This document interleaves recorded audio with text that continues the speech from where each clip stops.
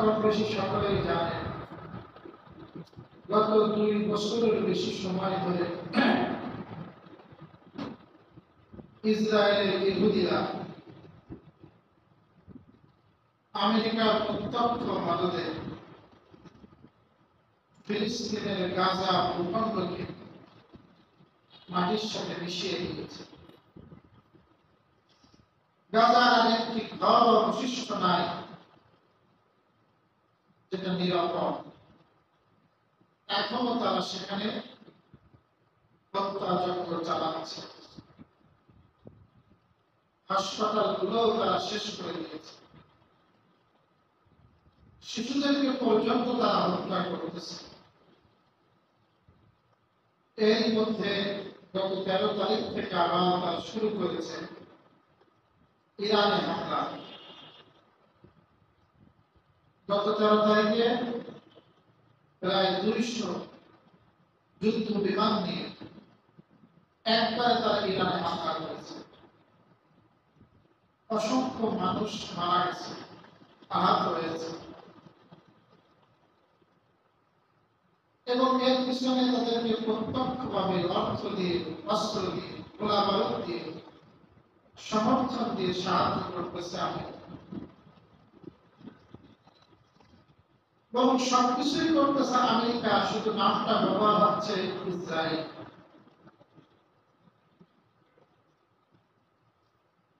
এবং ইসরায়েলের ইহুদিরা গত 40-50 বছরে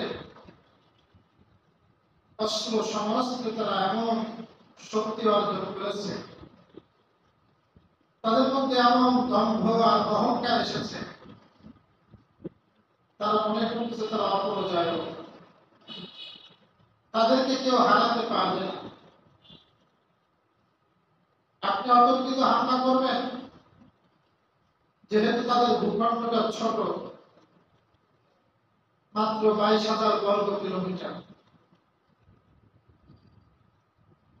পুরা বর্ডারে তারা আয়রন ডোম, আয়রন বিম, বিভিন্ন প্রতিরক্ষা ব্যবস্থা করে রেখেছে। সেখানে যদি কেউ রকেট লঞ্চার নিক্ষেপ করে বা ব্যালিস্টিক ক্ষেপণাস্ত্র নিক্ষেপ করে, আয়রন ডোম সেখান থেকে আরেকটা অস্ত্র সেখান থেকে বের হয়। আকাশের উপরে তার সামনেটা নষ্ট হয়ে যায়, ওটার পথ রোধ করে দেয়, আর আসতে পারে না, আকাশে ভেঙে যায়। লেজার মারাও শেষ করে দেয়। তো ওদের তো আশা ছিল যে মনে কেউ এটাকে ভেদ করে আসতে পারবে না।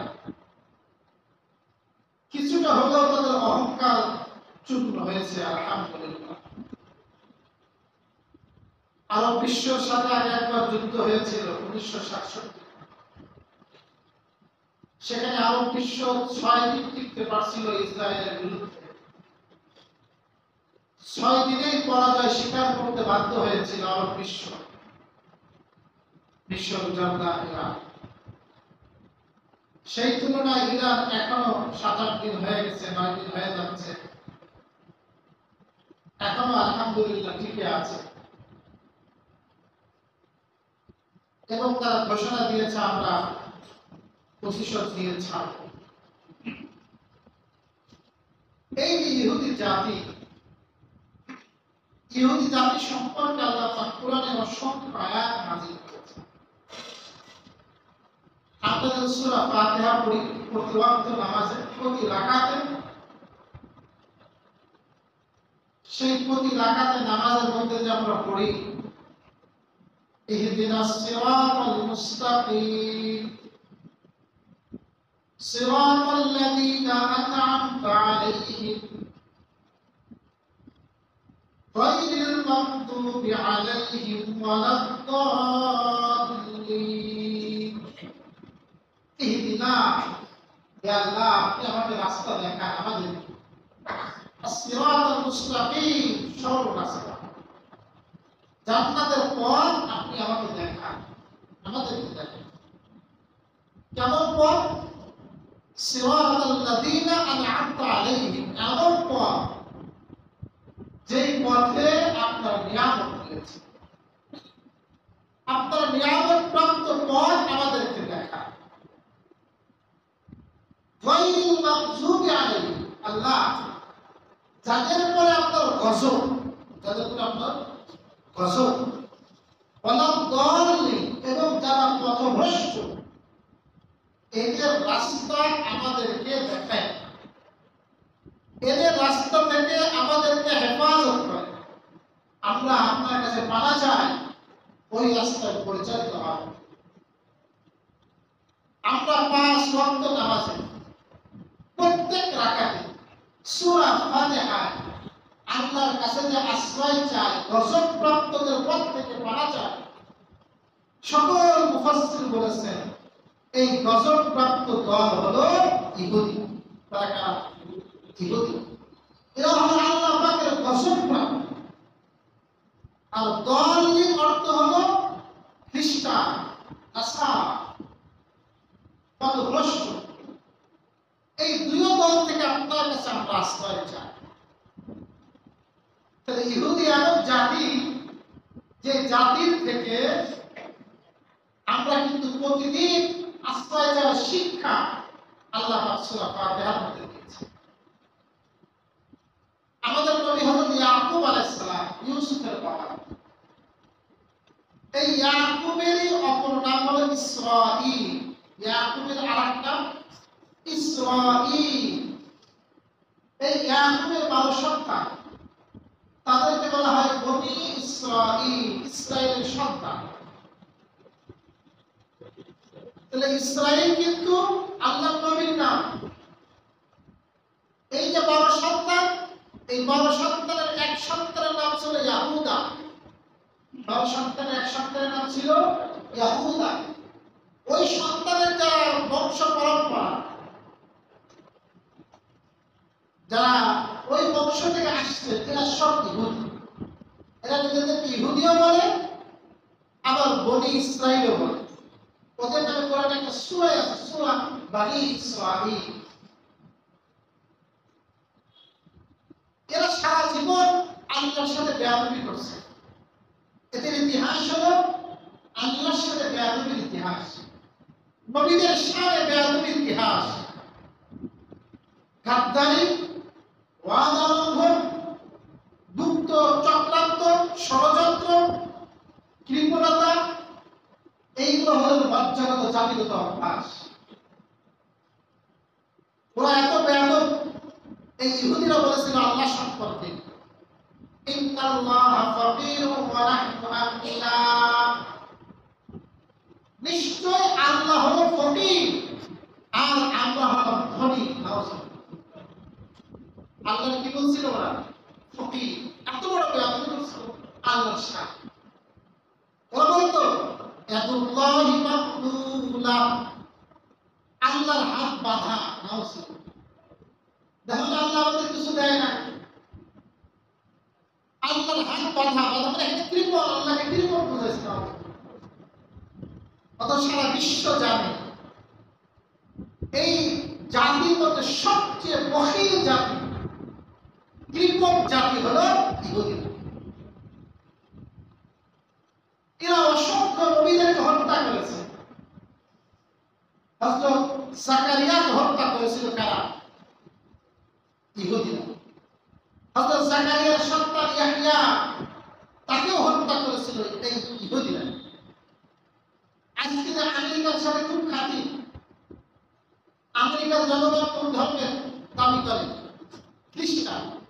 যদিও ঈসা আলাইহিস সালাম সত্যিটা ধর্মে তারা নাই, কিন্তু তারা দাবি করে আমরা খ্রিস্টান। এই যে নাসারা জাতি, ওরা হযরত মারিয়ামকে খ্রিস্টানরা পরম আত্মা মনে করে, পবিত্র আত্মা মনে করে। মারিয়ামকে অত্যন্ত সম্মান জানায়। মারিয়ামকে আল্লাহ কুরআনে সম্মান জানাইছে, আমরাও সম্মান করি। আল্লাহ পাক কুদরতিভাবে, অলৌকিকভাবে, পিতার পুরুষের স্পর্শ ছাড়া আল্লাহ পাক মারিয়ামের পেট থেকে হযরত ঈসার জন্ম আল্লাহ পাক দিয়েছে। বিশ্বাস করি, কোরআনে আল্লাহ পাক বলেছেন। এই জন্য আমরা ইসলামের সম্মান করি, সমস্ত নবীদেরকে আমরা ইজ্জত করি, তার মাকে আমরা সম্মান করি। বরং কোনো কোনো হাদিসে দ্বারা বোঝা যায় পৃথিবীর মধ্যে যত নারী এসেছে সব নারীদের মধ্যে সবচেয়ে সম্মানিত হলো হযরত মারিয়াম আলাইহিস সালাম। কোনো কোনো বর্ণনা বোঝা যায় সেই মারিয়াম সম্পর্কে ইহুদিদের ওই সময় বক্তব্য ছিল যে পুরুষের স্পর্শ ছাড়া কি সন্তান হয়? সুতরাং মারিয়াম কোন পুরুষের সাথে কুকর্ম করেছে তার ফলাফল হলো ঈসা, সুতরাং ঈসা হলো যার সন্তান না। এত বড় ধৃষ্টতা এই ইহুদিরা নবীদের ব্যাপারে করেছে। সাইয়্যিদুনা মুসা তো সারা জীবন চালাইছে। মুসা আলাইহিস সালামকে এই যে আমি আয়াত করে তেলাওয়াত করেছি 61 নম্বর আয়াত সূরা আল-বাকারা, এখানে সেই কিছু বর্ণনা আছে কিভাবে চালাইছে। মুসা আলাইহিস সালামের মাধ্যমে তারা আযাব থেকে রক্ষা পেয়েছিল। ফেরাউন ইহুদিদেরকে কষ্ট দিত, বনি ইসরায়েলকে কষ্ট দিত। সমাজের সবচেয়ে কঠিন থেকে কঠিনতর কাজ এই বনি ইসরায়েলদের করা লাগতো। সমাজে কোনো মর্যাদা ছিল না, কোনো সম্পদের অধিকারী ছিল না। হযরত মুসা আলাইহিস সালাম আল্লাহর হুকুমে বনি ইসরায়েলকে নিয়ে সাগর পাড়ি দিয়েছিলেন। আল্লাহ সুবহানাহু ওয়া তাআলা এই বিপদ থেকে ফিরআউনের রক্ষা করেছিলেন। ফিরআউনকে সাধারণত হত্যা করেছিলেন। তো মুসা আলাইহিস সালাম রক্ষা করলেন, কিন্তু সেই মুসার সারা জীবন জ্বালা নদী পাড়ি দিলেন, বললেন আসমানি কিতাব নিয়ে আসুন। নবী মুসা গেলেন আসমানি কিতাব আনতে। এতটা ধৈর্য ধারণ কর। 30 দিনের কথা ছিল, আল্লাহ 10 দিন বাড়াই দিয়েছে, 40 দিন। এই 10 দিন তো সবর হয়। ওরা একটা গরুর বাছুর বানাইছে, সামিরি নামে এক ব্যক্তি। এরপরে বানায় ওইটারই পূজা করা শুরু করে দিয়েছে। যখন তারা নীলনদ পাড়ি দেয়, লোহিত সাগর পাড়ি দেয়, লোহিত সাগর এইটা যখন পাড়ি দেয়, এই সামিরি সেও পাড়ি দিচ্ছে। তখন হযরত জিবরিল আলাইহিস সালাম আসছিলেন। হযরত জিবরাইল আলাইহিস সালাম যে ঘোড়ার পিঠে ছিলেন, ওই ঘোড়াটা যেখানে পা রাখে সামিরি লক্ষ্য করে সেখানে মরুভূমির মধ্যে সমস্যা হয়ে যায়। মানে জিবরিলের ঘোড়ার পায়ের এমন একটা শক্তি, যেখানে পা রাখে সেখানে সমস্যা হয়ে যায়।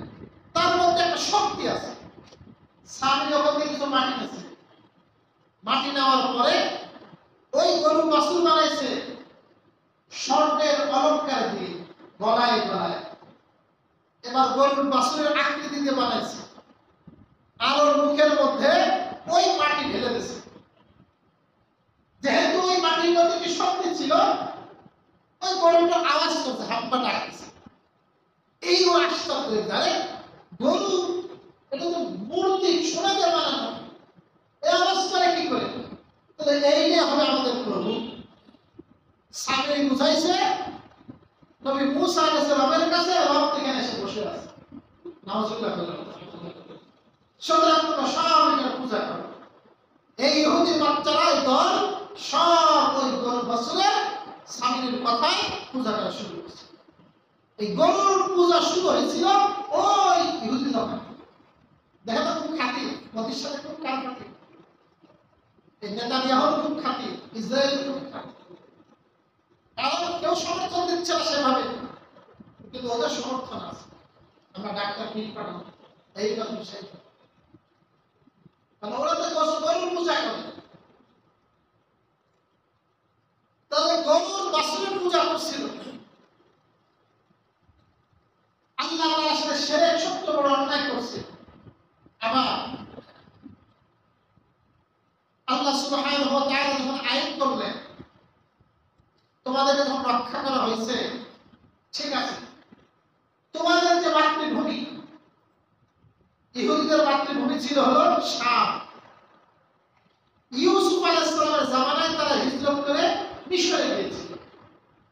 আল্লাহ পাক হুকুম দিলেন, তোমাদের মাতৃভূমি এখন আমালেকা গোত্র দখল করে আছে, ওদের সাথে জিহাদ করো, তোমাদের মাতৃভূমি উদ্ধার করো। এটা কত বড় বেয়াদব! আল্লাহ পাক বলেন, কুলু হিব্বাতুন নাগফির লাকুম খাতায়াকুম।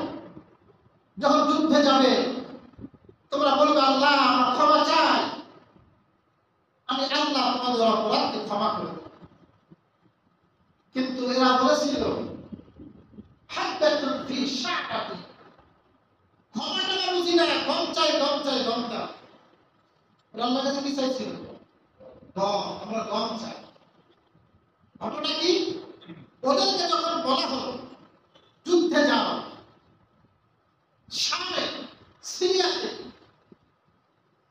আমালেকা গোত্রের শক্তি সম্পর্কে যখন তারা ধারণা নিল, বিশ্বের সবচেয়ে কাপুরুষ কিন্তু ইহুদিরা, ওরা লড়াই করতেছে সম্পূর্ণ নিজেদেরকে হেফাজতে রেখে। সম্মুখ যুদ্ধে যদি আসে ওদেরকে আর পাওয়া যাবে না। আল্লাহ রসুলের সাথে কয়েকটা সম্মুখ যুদ্ধ হয়েছিল, রসুল অবরোধ করছিলেন, একটাও যুদ্ধ করা লাগেনি। ওরা আগেই বলছে আমরা জান বাঁচায় আত্মসমর্পণ করছি। আমরা একটা ঘটনা সামনে শুনি, এই সাহসটা ছিল না, বেশিরভাগ আত্মসমর্পণ করছে। কোনোটা লড়াই হয়েছে, খাইবারে লড়াই হয়েছে। আল্লাহ রাসূল সাল্লাল্লাহু আলাইহি ওয়াসাল্লামের জামানা থেকেও তার এরকম কাপুরুষের প্রমাণ পাওয়া যায়। ওরা বলল আমরা যাবো না, কি করবো? ওরা নবী মুসা বলল, ইযহাব আনতা ওয়া রাব্বুকা ফাকাতিলা ইন্না হাউনা কাঈদুন। ও মুসা তুমি যাও, সাথে তোমার রবকে নিয়ে যাও, আমরা এখানে বসে থাকলাম, আমরা যুদ্ধ করতে পারবো। কারা বলছে? ইহুদিরা। আল্লাহ পাক একটা শাস্তি দিলেন, 3 ময়দানে, সিনাই পর্বত, ইয়াতিহুনা ফিল আস। 40 বছর পর্যন্ত ওরা উদ্ভ্রান্তের মতো ওই 3 ময়দানে ঘুরছে। এটা মরুভূমি, সারাদিন হাঁটতো। সন্ধ্যা হতো, সন্ধ্যা হওয়ার পরে যখন সকাল হতো, ওদের এবার আমরা ময়দানটা পাড়ি দিয়ে কোনো জনপদে যাব, সকাল হলে দেখতো যেখান থেকে সফর শুরু করছিলাম সেখানে ঘুরে আছে। কয় বছর ঘুরছে? 40 বছর ঘুরছে। কিন্তু এই 40 বছর আল্লাহ পাক তাদেরকে অনেক রহমত দিয়েছে। মরুভূমির মধ্যে কিভাবে জীবন যাপন করবে, গরমের কষ্ট, ওরা এসে বলতো নবী মুসা রে ছায়ার ব্যবস্থা করো। আল্লাহ বলল, আনজালনা আলাইকুমুল গামাম। আমি আল্লাহ মরুভূমির মধ্যেও আমি তাদের জন্য ছায়ার ব্যবস্থা করলাম, মেঘমালা। ওই সময় ওদেরকে নিয়ামত দিয়েছে, মেঘমালা দিয়েছে। ওরা বলে, হে নবী মুসা, পানি পাবো কোথায়? পানির ব্যবস্থা করো। আল্লাহ পাক নবী মুসা বলেন, হে মুসা, আলিফিক বিআসাকাল হাজার ফাফাদাত মিনহু 12 আয়াতা। তোমার যে লাঠি আছে, লাঠি দিয়ে পাথরে বাড়ি মারো, সেখান থেকে 12টা প্রস্রবণ বের হবে। প্রত্যেকে একটা আলাদা আলাদা গোত্র নিয়ে ওই আলাদা আলাদা প্রস্রবণ থেকে পানি পান করবে। সুবহানাল্লাহ। পাথরে বাড়ি মারলে পানি বের হয়। 12টা ঝর্ণা বের হয়েছে, 12টা আলাদা আলাদা ট্যাপ হয়েছে। ওদের মধ্যে এত দুশ্মনী, 12 গোত্র, এক গোত্রের সাথে আরেক গোত্রের সাথে খেলা, যাদের গোত্রের আলাদা আলাদা, নিজের পানির থেকে নিজে খাবি, ঝগড়া করবি। আল্লাহ পানিরও ব্যবস্থা করছে। শুধু পানি খেলে থাকা যায়? পানি খেলে তো থাকা যায় না, খাবার লাগে। আল্লাহ বলেন, ওয়ানজালনা আলাইকুমুল মান্না ওয়াস সালওয়া। এই 40 বছর ধরে আল্লাহ পাক ওদের উপরে আসমানি খাবার মান্না আর সালওয়া দিয়েছেন। কিন্তু সালওয়া এক ধরনের পাখি, তিতির পাখি। ওই পাখি আসতো আর আসমান থেকে খাবার পড়তো।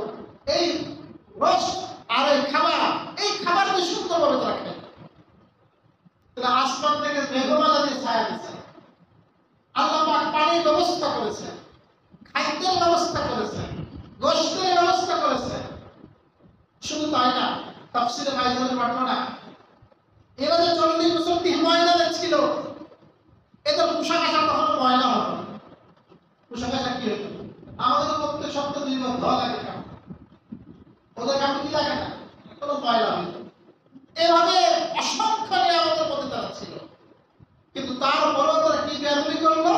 দেখেন আল্লাহ পাক বলেন, وَإِذْ قُلْتُمْ يَا مُوسَى لَن نَّصْبِرَ عَلَىٰ طَعَامٍ وَاحِدٍ, এবং যখন তোমরা বললে, হে মুসা, আমরা কখনোই এক খাবারে ধৈর্যশীল হব না।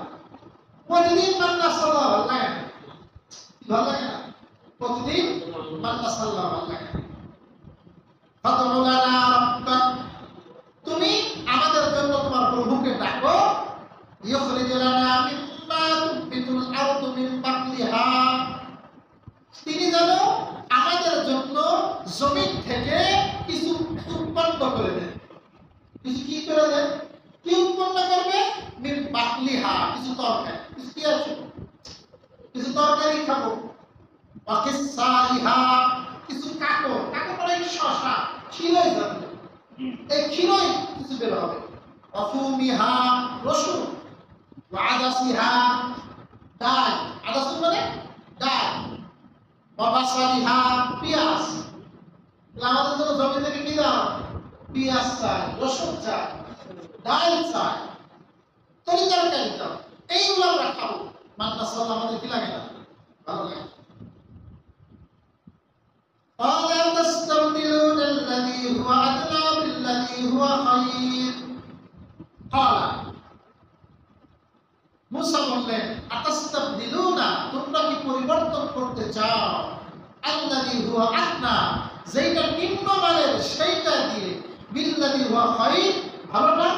এতদিন রাষ্ট্র ছিল ভালো না, কোনো কষ্ট করা লাগতো না, খালি সকালবেলা নিয়মিত খাবার পেয়ে যাবে, কত আরাম না।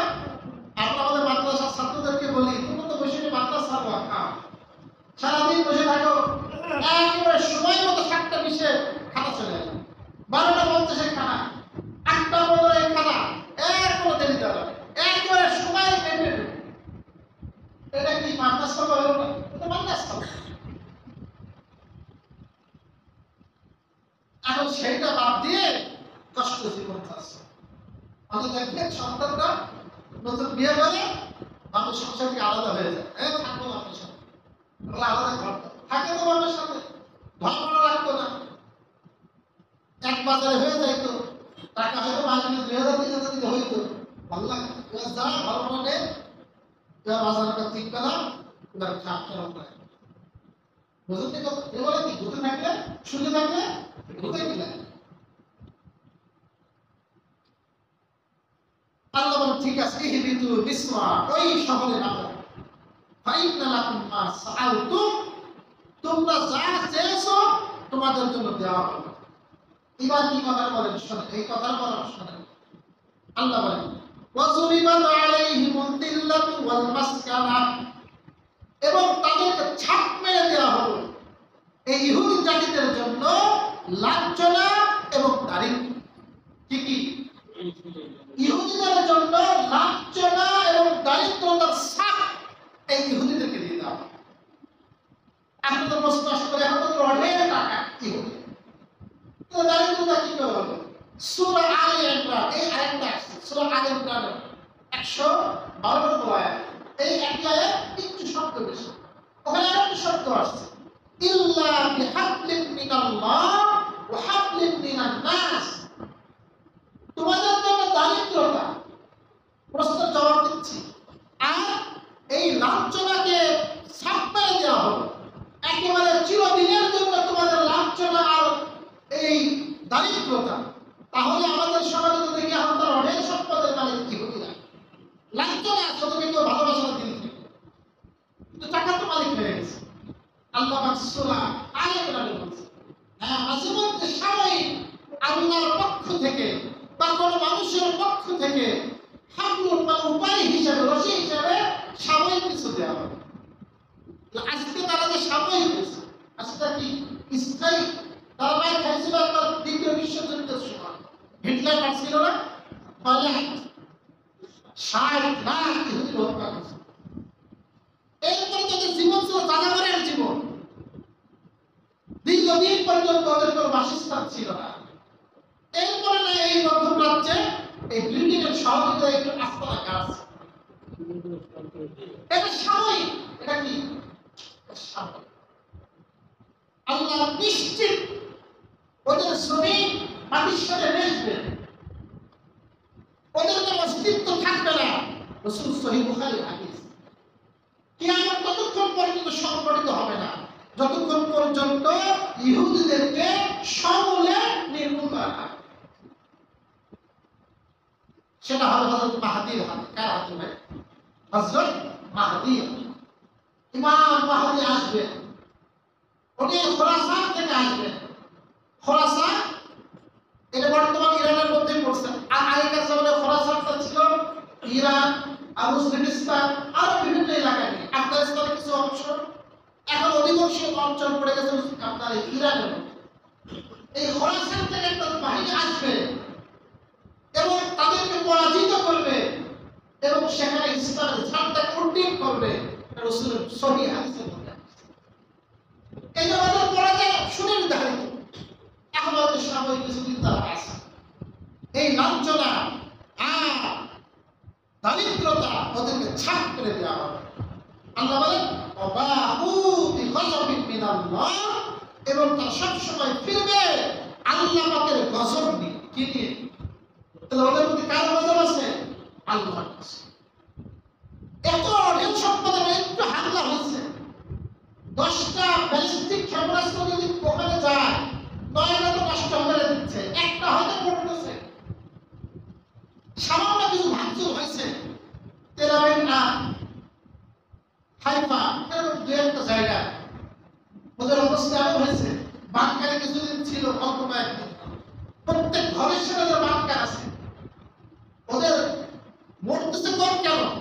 কারণ ওদের প্রত্যেকটা বাড়ির সাথে প্রায় স্থানে আমাদের দেশের উপকূল অঞ্চলে সরকার থেকে ঝড় বৃষ্টি হইলে ওখানে থাকে না, আশ্রয় কেন্দ্র থাকে। ওদের এরকম আশ্রয় কেন্দ্র আছে। ওই আশ্রয় কেন্দ্রটা জায়গা গেছে। গাজার মুসলমানরা তো মাসের পরে মাস, বছরের পরে বছর আছে। এখন ওদের ভয় এসে গেছে। ওই দেশের সরকার বলছে দেশ ছাড়া যাবে না, দেশের মধ্যে থাকতে হবে। ওরা নৌকায় করে যেভাবে পারে পালাচ্ছে, এখন পালাচ্ছে।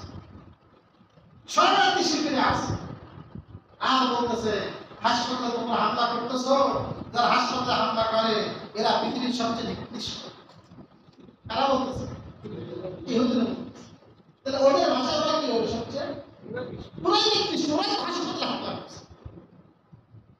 আল্লাহু আকবার। আল্লাহ বলেন ওয়াবাউ বিগযবিন মিনাল্লাহ। কেন? যালিকা বিআন্নাহুম কানু ইয়াকফুরুনা বিআয়াতিল্লাহ। ওদের অপরাধ কি? এক নম্বর অপরাধ আল্লাহ বলেন তারা হলো আল্লাহর আয়াতকে অস্বীকার করে। এক নম্বর অপরাধ কি? আয়াত অস্বীকার করে। ওরা ঈমান আনে না। ইহুদিরা ওরা বলতে কি জানে? রাসূলের জামানায় কুলুবুনা গুলফু, আমাদের অন্তরে একবার পর্দা মেরে দেওয়া হয়েছে, যতই অস্কর কাজ হবে। এই যে রাসূলের জামানায় অনেক খ্রিস্টান মুসলমান হয়েছে, মুসলিম তো দলে দলে মুসলমান হয়েছে, কিন্তু ইহুদি মুসলমানের সংখ্যা একেবারেই বেশি। ওরা বলতো কি আমাদের অন্তরে কি বেঁধে দেওয়া হয়েছে? বহুত বেঁধে দেওয়া হয়েছে, একেবারে পর্দা দিয়ে ঢাকা। ওরা বলতো আল্লাহ ওদের কলমের কথা বলছেন, ওদের অন্তর হলো আল্লাহ আকবার। আমরা বাস্তবতা দেখি রাসূল যা বলছেন, আল্লাহ যা বলছেন, এটা কত সত্য। আল্লাহ বলতো তাদের অন্তর তুমি দেখবা ফারিয়াতুল হিজাব আর আশাদ্দু কাসওয়া, ওদের অন্তরটা পাথরের মতো বা পাথরের চেয়েও শক্ত। এটা আমরা বর্তমানে দেখি না? এই ছোট ছোট শিশুরা কাঁদে আর রক্তাক্ত হয়, ওদের অন্তর একটু মায়া লাগে, একটু মায়া। আল্লাহ যে বলছেন ওদের অন্তর একটু শক্ত, এটা বুঝে আসছে। রাসূল যে বলেছে আজ থেকে 1450 বছর আগে, আল্লাহ জেনে রাখো ইন্নাল কুওয়াতা ফির রাময়ি, যুদ্ধের ময়দানে শক্তি হলো নিক্ষেপের মধ্যে। কিসের মধ্যে? নিক্ষেপ। আজকে আমরা দেখতেছি আপনার সাহস আছে, শহীদ হওয়ার তামান্না আছে, কিন্তু আপনি তো শত্রুর হাতের কাছেই পাবেন। আপনি ছায়ার সাথে যুদ্ধ করবেন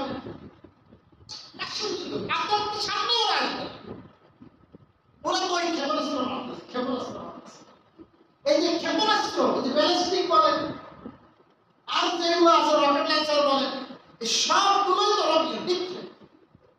আল্লাহ রাসূল বলেছেন এই ব্যাপারে নিক্ষেপের ব্যাপারে তোমরা শক্তিশালী অর্জন করো, শক্তি অর্জন করো। 45 বছর ধরে অবরোধের মধ্যে আছে ইরান, 45 বছর বিভিন্ন সেকশন সারা বিশ্ব সেভাবে তাদের লেনদেন করে না, কেউ মুসলিম চামারি করে। তারা অর্থনৈতিক খুব দুর্বল, তাদের টাকার মান নেই বাংলাদেশের থেকেও কম। দেশের মধ্যে বিশৃঙ্খলা আছে, মোসাদ ঘিরে রাখছে, তারপরও দেখেন ওরা না খেয়ে আছে, কিন্তু তারা কিন্তু ওদের যে লক্ষ্য আমরা পারমাণবিক অস্ত্রের অধিকারী হব এর থেকে পিছপা হয়। কারণ ওরা জানে এইটা থেকে যদি পিছপা হয় আমার অস্তিত্ব থাকে। ওরা এই জন্য এই কাজগুলো করতেছে।